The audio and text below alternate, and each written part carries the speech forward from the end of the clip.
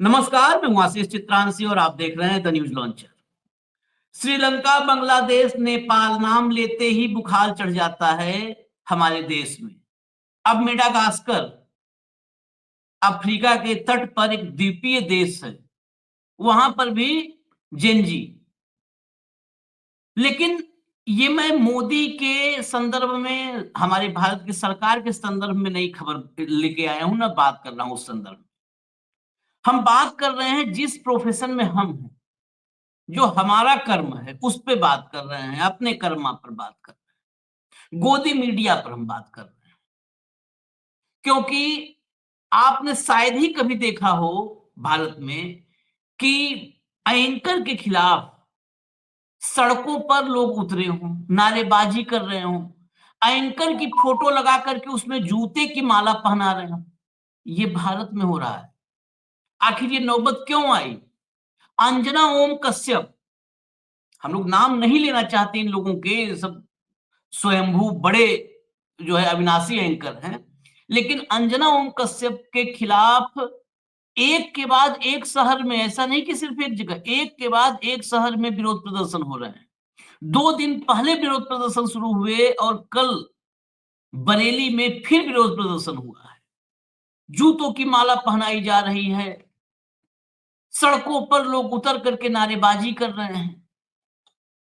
अंजना ओम कश्यप और उनके मालिक अरुण पुरी, दोनों पर एफआईआर दर्ज हो चुकी है और डिमांड हो रही है गिरफ्तार करो इनको। क्या गोदी एंकर गिरफ्तार हो जाएंगे? क्या गोदी मालिकों पर शिकंजा कसेगा, या जन आंदोलन की वजह बन जाएंगे ये गोदी मीडिया में बैठे एंकर और इनको चलाने वाले, ऑपरेट करने वाले मालिक? भाव को लाइए, फटाफट लाइए, जोड़िए स्क्रीन पर। स्वागत है भाव। जब खबर देखिए, बड़ी चौंकाने वाली खबर है। 40 साल की पत्रकारिता में शायद ही ऐसा आपने देखा हो।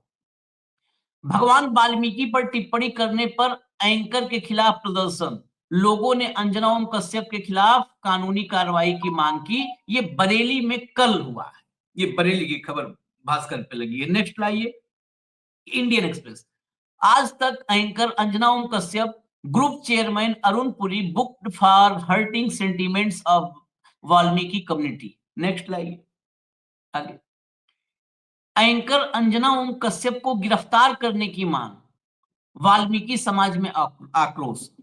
लाइए भैया, जरा विजुअल दिखा दीजिए। विजुअल्स कई जगहों के हैं, एक विजुअल हम आपको दिखा दे रहे हैं, जरा विजुअल देखिएगा भाव।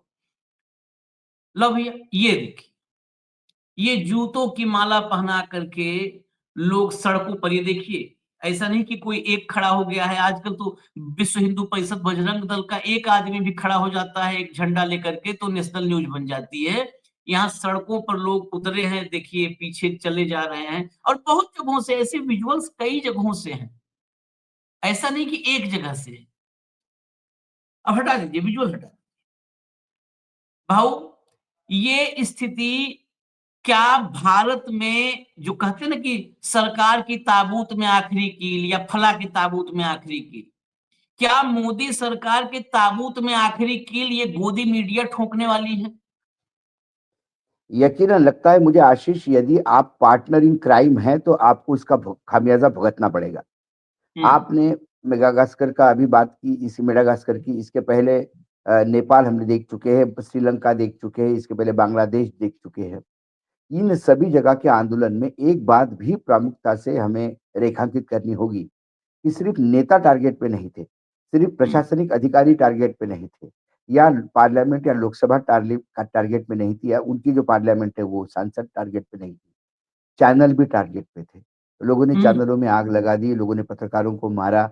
हमारे यहाँ कई बार ऐसा हो रहा है, कई एंकर्स जो यहाँ बड़बोलेपन एयर कंडीशन चेंबर में बैठ के लोगों को अपमानित करने का अपना धर्म समझते हैं। एंकर कैसा होता है, मैं किसी व्यक्ति विशेष की नहीं, लेकिन हमने जब पत्रकारिता खासकर डिजिटल या इलेक्ट्रॉनिक जब हमने शुरू की, तो हमने कई ऐसे एंकर्स देखे। हमने डॉक्टर प्रणव रॉय को देखा कि जो बहुत बेहतरीन डिस्कशन करने के बाद भी, विनोद दुआ जी को देखा कभी वो आपा हाँ। नहीं खोते थे। विनोद दुआ जी को आपने देखा होगा कि कभी उनकी आवाज की या किसी को तुम मूर्ख हो, तुम बदतमीज हो, तुम चुप रहो, तुम समझते क्या हो, तुम्हारी औकात क्या है, ये शब्द कभी उनके डिस्कशन में नहीं आए, क्योंकि वो संजीदा तरीके से आगे वाले को पूर्ण रूप से इज्जत दे के बात करते हैं। आप हमारे यहाँ पे भी हम, हो सकता है कि लोग सोचे कि हम सरकार को सवाल पूछते हैं, क्योंकि हम कोई भी सरकार में हो, कल यदि यूपीए सरकार में आया तो या इंडिया सरकार में आएगा तो हम उनको छोड़ देंगे या हम गोदी हो जाएंगे, हो नहीं सकता। हम उनके भी कुकर्मों का पाढ़ा पढ़ेंगे। आज हम तेलंगाना के कुकर्मों का पाढ़ा पढ़ते हैं, कर्नाटक के कुकर्मों का पाढ़ा पढ़ते हैं।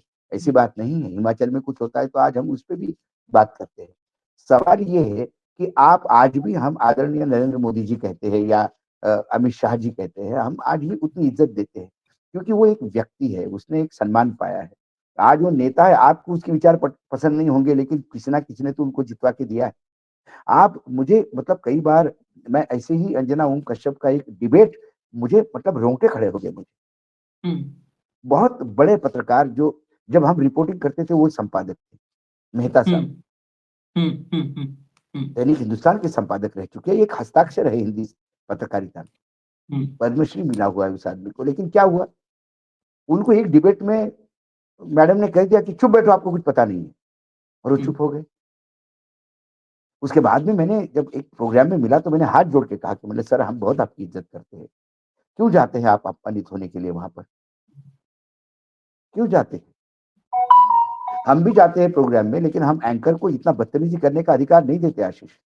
मेरे कई प्रोग्राम में मैं एंकर को कहता हूं कि 1 मिनट, अमीश देवगन के कार्यक्रम में कई बार ये होता था, मतलब अमीश प्लीज आप अपने शब्द मेरे मुंह में मत रखिए, जैसा कि अशोक वानखेड़े जी कह रहे थे, मतलब बिल्कुल नहीं, लेट मी रिपीट मैंने क्या कहा, यह बिल्कुल बदतमीजी नहीं चलेगी।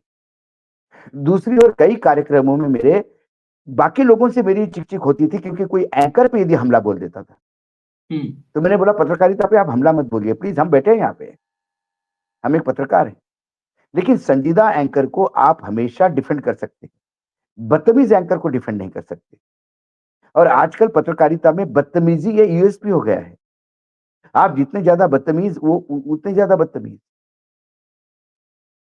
और अभी मैंने एक लखनऊ का मैंने एक वो देखा था, चित्रा त्रिपाठी वर्सेस वो एक प्रियंका करके नई नई मैडम है, वो जो स्पोक पर्सन आती है, उसने उसने अपने आप को आईना दिखा दिया, तो आपको बेइज्जत होके क्या मिलता है? मैंने कॉन्क्लेव में देखा कई बार, आप ऐसे सीनियर लोगों को सवाल पूछ लेते हैं कि उनको आप बेइज्जत, उनको हंसी, उनकी हंसी मजाक उड़ाने का प्रयास करते हैं, फिर वो आईना दिखा देते हैं।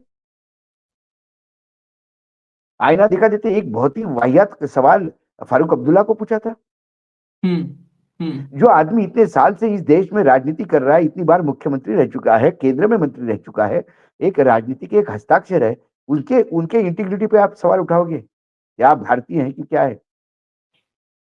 उसने उधेड़ दिया, कपड़े उतार दिए उसने। ऐसा नहीं कि आप कॉर्नर कैसे क्वेश्चन नहीं करते, आप एग्रेशन के साथ भी मैंने देखा, लेकिन एग्रेशन के साथ बदतमीजी नहीं, तमीज के साथ भी एग्रेशन होता है। डेविल्स एडवोकेट जो प्रोग्राम आता है, उसमें मैंने अंतुले, स्वर्गीय अंतुले जी का, और डेविल्स एडवोकेट जो करते हैं थापर साहब, उनका मैंने देखा, वो बिल्कुल एग्रेसिव होकर सवाल पूछते थे, उसका ही जवाब उन्होंने दिया, फिर उन्होंने एक शब्द पे अड़ लिए, तो उसके बाद में अंतुले जी ने उनको डिक्शनरी में कौन से पन्ने पे ये शब्द का अर्थ है देखने के लिए कहा। शायद वो समझ नहीं रहे थे कि अंतुले बहुत पढ़े लिखे हैं। फिर अंतुले ने उनको अल्टीमेटली कहा कि यार, उसके बाद अब जयललिता का इंटरव्यू देखिए, उसी करण थापर जी का, या जयललिता का इंटरव्यू अर्णव गोस्वामी का देखिए। अर्णव गोस्वामी को उन्होंने आईना दिखा दिया था। अर्णव गोस्वामी एक के बाद, in this book it is written, in this book it is written, उन्होंने कहा कि Arnab, I give you a time for interview thinking that you are a journalist, but you are only referring to book, what are your own questions, can you tell me? और जयललिता ने धज्जियां उड़ा दी, क्योंकि वो भी पढ़ी लिखी है। तो एक संजीदा तरीके से आप बोल सकते हैं। लेकिन खासकर ये जो अंजना ओम कश्यप जी की, तो मैं कई डिबेट देख चुका हूँ, मुझे कई बार तरस आता है उन लोगों पे जो बेइज्जत होके आते हैं वहां से। क्यों जाते हैं आप? या दिखास का या छपास का इतना रोग है आपको कि आपको लगता है कि आज तक पे आने से आपकी नेतागिरी, आप मजाक बनते हैं समाज में, आपके मीम्स बनते हैं, उसके बाद वो रील कटती जाती है कि देखो कैसा धोया है। ऑडियो डाउन करवा दीजिए, ये क्या मतलब है ऑडियो डाउन करवा दीजिए? किसी को आप हाँ बोलने नहीं देंगे। एक नया सिस्टम चालू हो गया। आप बुलाते क्यों है भाई? और बुलाते तो उसको पूरा पर्याप्त समय दिया कीजिए उसको बोलने के लिए। एक एंकर के कार्यक्रम में यदि कोई गाली गलौज होती है तो वो एंकर की विफलता है। चैनल ने उसको तुरंत पद से हटा देना चाहिए। एंकर का काम है प्रोग्राम कोऑर्डिनेट करना। यहाँ एंकर एजेंडा सेट करने आते हैं, और जब एंकर एजेंडा सेट करेंगे तो बात होगी। ब्लैक एंड व्हाइट प्रोग्राम क्या है? क्या था black and white program? Chaudhary साहब का था, अभी जो दामाद बने बैठे हुए सरकार के दूरदर्शन में, लंबे चौड़े पैकेज के। टैक्स पेयर्स का पैसा है करोड़ों। भाई, इसलिए मैं बोल सकता हूं, मैं भी टैक्स देता हूं। तो टैक्स पेयर्स के पैसे पे उन्होंने शुरू किया था। उनका रिकॉर्ड क्या था पत्रकारिता का, मुझे बताइए आप। लेकिन फिर हुड्डा जी की इतनी नजदीकता उनकी थी कि हुड्डा जी के चलते वो अपना प्लेसमेंट करते गए। मतलब ऐसी चर्चा है। तो कुल कुल मिलाकर, ब्लैकमेलिंग शांति में नहीं भाऊ, ब्लैकमेलिंग में तिहाड़ गया आदमी 1 करोड़ रुपए हाँ हाँ, की डिमांड बिल्कुल में। वो उसका वीडियो था, ये था। हाँ, तो भाई अंजना ओम कश्यप के पति पुलिस में है, पढ़ी लिखी है। कम से कम क्या बोलना चाहिए क्या नहीं बोलना चाहिए इसका आयस रखना चाहिए। आपने ब्लैक एंड व्हाइट प्रोग्राम में, खासकर जब वो डिस्कशन चल रहा था, मतलब इशू था सुप्रीम कोर्ट के सर्वोच्च न्यायालय के मुख्य न्यायाधीश भूषण गवई जी के ऊपर जूता फेंकने का, हाँ, उस बारे में यदि आपने वाल्मीकि के बारे में कुछ बोल दिया। हम भी वाल्मीकि जी के बारे में बोलते हैं। हमने कहा कि वाल्मीकि ने रामायण लिखने के बाद, लेकिन आज वाल्मीकि जी का अतीत तो कोई नहीं जानता, अतीत के बारे में बात नहीं करते ना। वाल्मीकि जी रामायण के बारे में जाने जाते हैं, और सही में रामायण का पहला ग्रंथ यदि किसी ने लिखा तो वाल्मीकि जी ने लिखा। वाल्मीकि है। हाँ। वाल्मीकि जी के ही रामायण पे बाकी सब भाष्य हुए हैं। तुलसीदास का रामायण वाल्मीकि रामायण का ही बेस पे बना हुआ है। सारे जितने उसको तमिल फिर तेलुगु कन्नड़ जितने कंबन का सारा सारा रामायण है जितना है सब तो वाल्मीकि कृत रामायण पर ही है और डिपेंड। और वाल्मीकि के रामायण में वाल्मीकि ने राम को भगवान बनाया ही नहीं। हाँ, नहीं बनाया। एक सामान्य सामान्य इंसान की कहानी है, जो अपने प्रिंसिपल्स और अपने एक जिंदगी कैसी जीनी चाहिए इसका एक आदर्शवाद का वो एक बेहतरीन उदाहरण है। लेकिन वाल्मीकि के पहले वो क्या थे? कई कहानियां हैं कि वो लुटेरे थे और उसके बाद उनको ज्ञान हुआ। हाँ, क्योंकि वाल्मीकि जी जाने जाते हैं रामायण की वजह से। लेकिन जब भी वाल्मीकि जी की बात करो तो आप उनका अतीत ढूंढ के उनको आप उस पे ले आओ, ये तो नहीं होगा ना। तो ये एफआईआर ऐसा ही नहीं हुआ है। 13 संगठनों ने कंप्लेंट की है। एसपी का स्टेटमेंट मैंने पढ़ा, सुप्रिंटेंडेंट ऑफ पुलिस का। उसने कहा कि साहब 13 ऑर्गेनाइजेशंस ने हमारे पास कंप्लेंट की। उसके बाद एक लीगल टीम के साथ ओपिनियन लिया गया, क्योंकि एक बड़ा ग्रुप है भाई मीडिया का। और उसके बाद उन्होंने कहा कि इस पे बनता है, इस पे नहीं करोगे तो बहुत गड़बड़ हो जाएगी। और फिर उसके बाद division number 4 police station Ludhiana का जो है, वहां सेक्शन 299 बीएनएस, भारतीय न्याय संहिता की 299 सेक्शन पे केस बना है।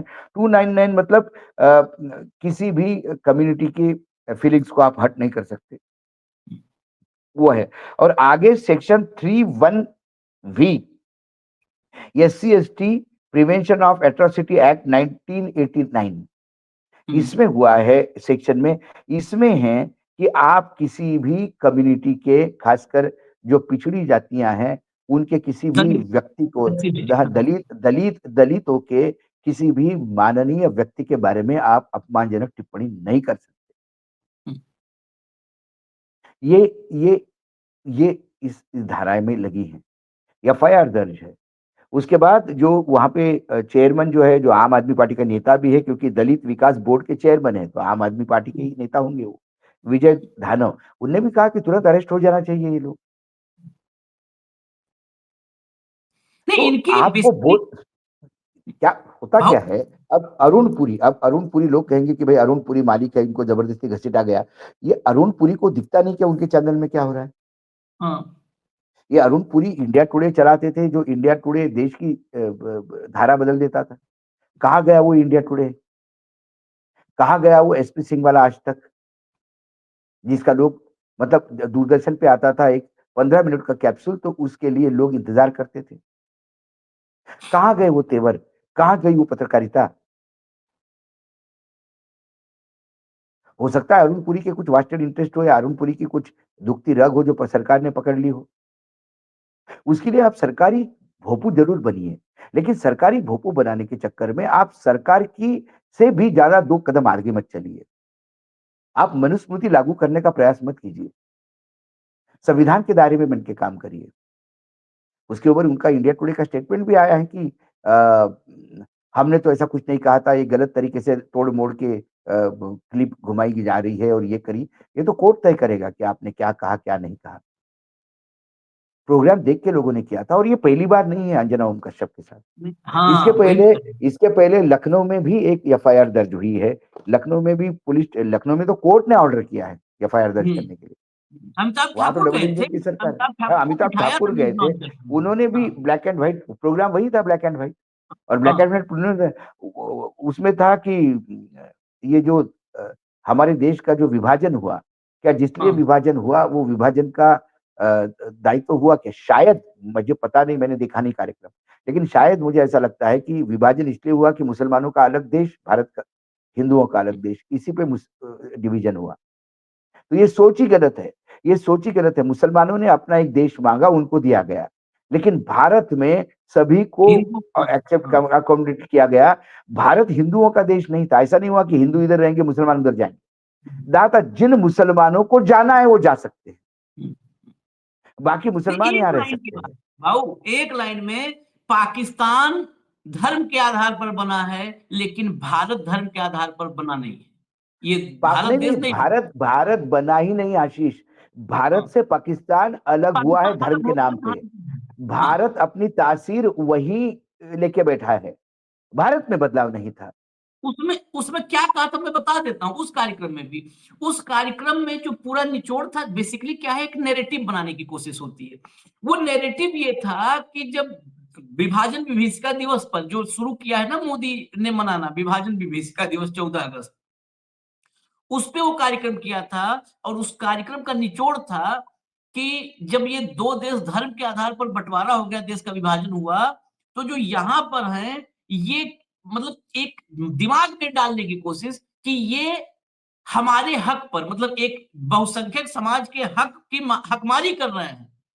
ये वहाँ पर डालने की कोशिश थी। उस पर किया, एक कंप्लेन और अमिताभ ठाकुर ने की लखनऊ में, एक और इन्होंने जो है ऐसे ही नफरती काम किया।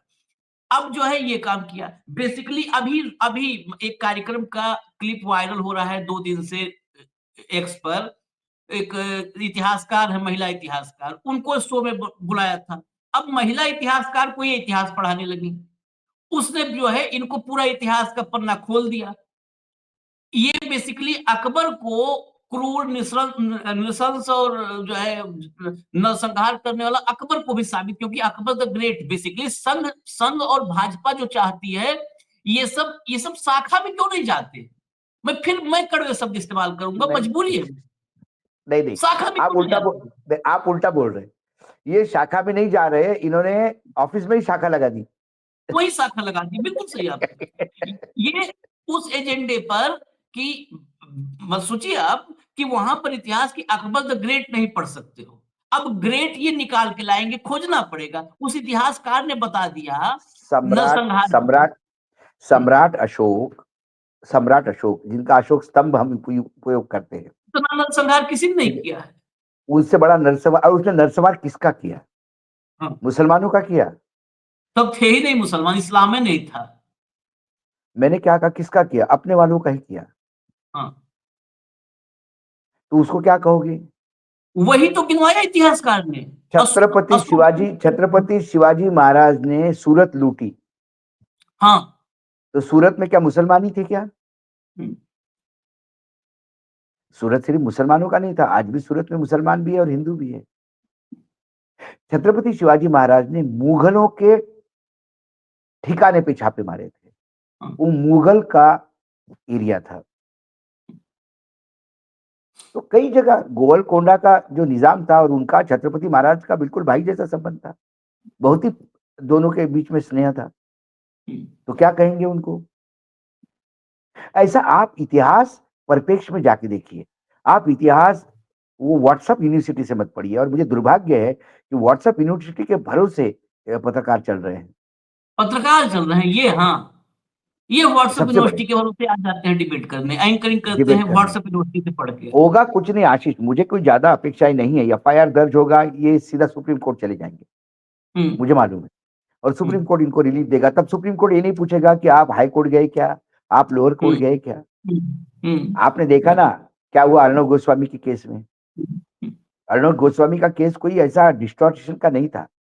एक एक ने किसी ने पति-पत्नी ने अपनी जीवन लीला समाप्त कर दी है, क्योंकि अर्णब गोस्वामी ने पेमेंट नहीं दिया उनको, वो बिल्कुल उनके घर में वेंडर हो गए। हुँ, जैसा गणेश कुमार का केस पुराना जो बताया जा रहा है, जो हुँ, मलेशिया में पैसा रोकने हाँ, की वजह से उसने कर दिया, अपनी जीवन लीला समाप्त कर दी, वैसी जीवन लीला इन्होंने 1-2 आर्किटेक्ट थे मुंबई के भाई, उन्होंने समाप्त कर दी और चिट्ठी लिख के गए वो। उसने मेल बताया कि हमने कितने मेल किए, हमारा पेमेंट ही नहीं दे रहा है आदमी। उसके बाद लोअर कोर्ट में इनको एफआईआर दर्ज हुई। ये हाई कोर्ट गए और हाई कोर्ट में कहा कि अभी अभी चाहिए हमको। हाई कोर्ट ने कहा कि भाई पहले लोअर कोर्ट से तो ज़मानत ले लीजिए। हम हुँ, लोअर कोर्ट को आदेश देते हैं लोअर कोर्ट को कि 4 हुँ, या 8 दिन के अंदर ये फैसला करिए ज़मानत पे। नहीं तो आप हुँ, हमारे पास आइए। हुँ, एकदम आप हाई कोर्ट कैसे ज़मानत के लिए आ सकते हैं? हुँ। ये इसके अगेंस्ट सुप्रीम कोर्ट गया और सुप्रीम कोर्ट ने ज़मानत दी। हाँ, सुप्रीम कोर्ट ने तो तुरंत वेलकम किया, तुरंत मोस्ट ही वेलकम। तब सुप्रीम कोर्ट ने तब नहीं कहा कि हाई कोर्ट ने गलत क्या कहा? हुँ, हर आदमी यदि हाई कोर्ट ही चला जाए तो फिर लोअर कोर्ट क्या करेंगे? हुँ, सिंपल केस था ये। लेकिन सुप्रीम कोर्ट से ज़मानत मिल गई, इनको भी सुप्रीम कोर्ट से ज़मानत मिल जाएगी। और यही ये गवई गवई होते हुए मिलेगी। मैं आपको और हुँ, बताऊँ हाँ, तुमको। हाँ, हाँ, हाँ, भाऊ कोई नहीं, 100 तब कोई सब भूल जाते हैं। क्योंकि अभी न्याय भी आदमी का चेहरा देख के मिलता है। मुझे एक बहुत बड़े जज साहब थे, अभी रिटायर्ड हो गए। हुँ, उन्होंने एक बार ऐसी हाई कोर्ट के जज थे वो, मतलब पटना भी रहे, बिहार भी रह चुके हैं, गुजरात भी रह चुके हैं, मध्य प्रदेश भी रह चुके हैं। लेकिन जब वकील थे तब हमारे बहुत अच्छे संबंध थे, तो मैं एक बार ऐसा ही मिला। तो बोला अशोक, कोर्ट में 2 केस चीज़ चलती है, फेस और केस, हुँ, और कई बार फेसेस पे डिसीजन होता है। हुँ, तो बोले कई ऐसा रहता है कि बोले हाई कोर्ट के जज है, तो इनके ये जब पहले वकील थे तो इनके साथ जूनियर कौन था? उसको पकड़ो। हुँ, तो अब मैं वकील था इंदौर में और मैं अभी हाई कोर्ट में जज हूँ, तो मेरे चैम्बर में मेरा जो जूनियर था, वो मेरे सामने अपीयर होगा तो एक लीवरेज तो होगा ना, हुँ, कि मेरे ऑफिस में जो 3-4 साल तक मेरे साथ रहा वही मेरे सामने आया। हुँ। कई बार होता है। इसीलिए लोग ढूँढते भैया ये जज साहब के वकील कौन है? आप ज़रा जज कोर्ट में सुनील। घूमिए तो आपको ये होता है। अब जुगाड़ क्या है? लोग पूछते हैं जज साहब का जुगाड़ क्या है? अरे न्याय माँगो ना यार, जुगाड़ क्या माँगते हो? जुगाड़ हाँ, ये होता है कि आप फेस को खड़ा कर दो, कि बोले भई इसकी बड़ी सुनते हैं, इसको कभी मना नहीं करते, ये जात भाई है। वहाँ जात चलती है, वहाँ धर्म चलता है, वहाँ अपना जूनियर चलता है, वहाँ अपने भतीजे-भांजे चलते हैं। कई चीज़ें जो चलती है उसमें। तो भाई यहाँ फेस है, अरुण पुरी जी है, मतलब भारत हुँ, सरकार है ये समझ लो आप। हुँ, और ये पंजाब में हो पाया क्योंकि आम आदमी पार्टी की सरकार है। नहीं तो यहाँ अमिताभ जी को बाकायदा उसमें जाना पड़ा, कोर्ट से ऑर्डर लेना पड़ा एफआईआर दर्ज करने के लिए। नहीं कुछ नहीं होना है भाऊ, इसमें तो बिल्कुल हम ये बेसिकली यही कॉन्फिडेंस तो अंजना हो या बहुत सारी ऐसी हैं, अंजना तो एक नाम अभी आ गया, ऐसे बहुत सारे हैं, जो कहती हैं मेरे प्रधानमंत्री हैं, मेरे प्रधानमंत्री पे आरोप कैसे लगाओगे? मेरे प्रधानमंत्री, अरे मेरे प्रधानमंत्री तो जेब में रख के घर ले जाओ भाई, वो देश के प्रधानमंत्री हैं। मेरे प्रधानमंत्री नहीं, नहीं, पहली बार मैंने सुना क्या टीवी है पे कि मेरे प्रधानमंत्री पे आरोप चैनल मत लगाओ, आरोप ही चैनल मत लगाओ पार्टी भाई। चैनल पार्टी बनना शुरू होता है। हुँ, चैनल खुद पार्टी बनता है। एंकर पार्टी बनते हैं, मतलब आज की डेट में आप डिस्कशन में देखोगे, एक विश्लेषक आता है, जो संघ हुँ, के बैकग्राउंड से होता है, हाँ, एक संघ का रिप्रेजेंटेटिव होता है, एक बीजेपी का वो पार्टी का रिप्रेजेंटेटिव होता है, एक हाँ, और पत्रकार होता है, जो बीजेपी समर्थक होता है, हुँ, विश्लेषक करके। और हाँ, हाँ, उसके बाद कांग्रेस का, आरजेडी का या समाजवादी का या उद्धव ठाकरे का या स्टालिन का ये आते हैं। मतलब 1:6 होते हैं। मैं तो कई हम्म, चैनलों पे कभी कभी कभी एक आध बार बहुत प्रेशर में जाना पड़ता है, किसी कोई एक संपादक की दोस्त है या कहीं जाना पड़ता है, तो वो बोलते हैं कि राजनीतिक विश्लेषक, तो मैं ऐसा हाथ जोड़ता हूँ। हम्म, मैंने बोला आपने जिनको विश्लेषक बोला, यदि वो विश्लेषक है तो मैं विश्लेषक नहीं हूँ। हम्म, बोला अच्छा भाई अशोक वानखेड़े जी वरिष्ठ पत्रकार, मतलब वरिष्ठ भी नहीं, आपने 3 लोगों को वरिष्ठ बताया। अशोक वानखेड़े एक पत्रकार, इसके सिवा मेरी पहचान नहीं। क्योंकि ये जो वरिष्ठतम अभी अभी बताएंगे भाजपा का, जो बैटिंग करेंगे भाजपा के लिए, तो वरिष्ठ होना इसका मतलब भाजपा के बैटिंग करना। मैं एक अदना सा पत्रकार हूँ। हाँ, आप मुझे बोलने दीजिए और मेरे बीच में खुद मत बोलिए, मैं घर छोड़ के आता हूँ फिर। तो कई मतलब कई लोग मतलब आप कैसे यूज कर सकते हैं कि तू बेवकूफ है, अकल क्या हम्म, है तुझे, उठ के आ जाता हम्म, है। अरे तू कौन होता है भाई? हम्म। एक अरे मोहतरमा बाप। है, एक मोहतरमा अपने आप को पत्रकार कहती है और बीजेपी का ही काम करती है। हाँ। एक बार नॉर्थ ईस्ट में अमर उजाला के प्रोग्राम में, हम्म, नॉर्थ ईस्ट में तो बोले आपको क्या मालूम मणिपुर के बारे में। हम्म, मैं मणिपुर कितनी बार गई हूं मुझे पता है। मैंने बोला हम्म, आप मंत्रियों के साथ गई होगी हेलीकॉप्टर में, हम्म, सरकारी जंकेट में। कोई हम्म, पत्रकार अपने पैसे से भी मणिपुर जाता है तो उसकी भी वैल्यू होती है, हम्म, कि मंत्रियों के साथ चौपर से उतरने में वैल्यू नहीं होती। चुप हो गई। हम्म, किसी ने कहा अरे अशोक जी व्यक्तिगत हो गया, मतलब बोलना पड़ा भाई। हम्म, जितनी इसकी उम्र है उतनी मेरी पत्रकारिता है। ये मुझे हम्म, पूछती कि आप मणिपुर के बारे में क्या जानते हो, और मतलब तुम मूर्ख एंकर, तुम यहाँ बैठ के सुन रहे हो। You should defend the guest. आपने मुझे बुलाया है, मैं थोड़ी उठ के आया हूं।